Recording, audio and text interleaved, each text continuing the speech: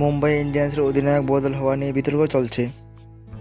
ভারতের অধিনায়ককে কেন আইপিএল দলে অধিনায়ক রাখা হলো না তা নিয়ে প্রশ্ন হচ্ছে। এর মাঝে রোহিত শর্মা মুম্বাই দলে যোগ দেন। নতুন অধিনায়ক হার্দিক পান্ডিয়ার সঙ্গে কোলাকুলি দিতে দেখা যায়, কিন্তু প্রস্তুতি ম্যাচে খেললেন না রোহিত। 2013 সালে মুম্বাইয়ের অধিনায়ক করা হয়েছিল রোহিতকে, সেই বছরের ট্রফি জেতে মুম্বাই। সেই অধিনায়ক রোহিত মোট 5 বার মুম্বাইকে আইপিএল জিতিয়েছেন।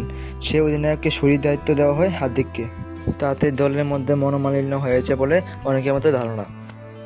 এর মাঝে রোহিত প্রস্তুতি ম্যাচ না খেলার প্রশ্ন উঠছে। বাধ্য হয়ে মুম্বাইয়ের তরফে জানানো হয় যে সোমবার রোহিত শর্মা মুম্বাই দলে যোগ দিচ্ছে।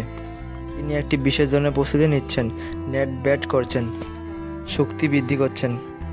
গত 3 দিন তিনি মুম্বাই ছিলেন প্রস্তুতি নেওয়ার জন্য, সেই কারণে প্রস্তুতি ম্যাচে খেলেননি রোহিত। হার্দিককে প্রশ্ন করা হয়েছিল রোহিতকে নেতৃত্ব থেকে সরিয়ে দেওয়ার প্রসঙ্গে, সেই বিষয়ে তিনি কোনো উত্তর দেননি। হার্দিক বলেছেন, রোহিত ভারতীয় দলের হয়ে খেলতে ব্যস্ত ছিলেন, আমার সঙ্গে কথা হয়েছিল। আমার পেশাদার ক্রিকেটার, একসঙ্গেই খেলি। গত কয়েক মাস ধরে আমাদের দেখা হয়নি। আইপিএলের প্রস্তুতি শুরু হলে আমাদের দেখা হবে, কথা হবে।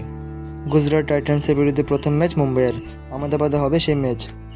হার্দিক এর আগে গুজরাটের অধিনায়ক ছিলেন, সেই 2 জুলাই ম্যাচ 24শে মার্চ।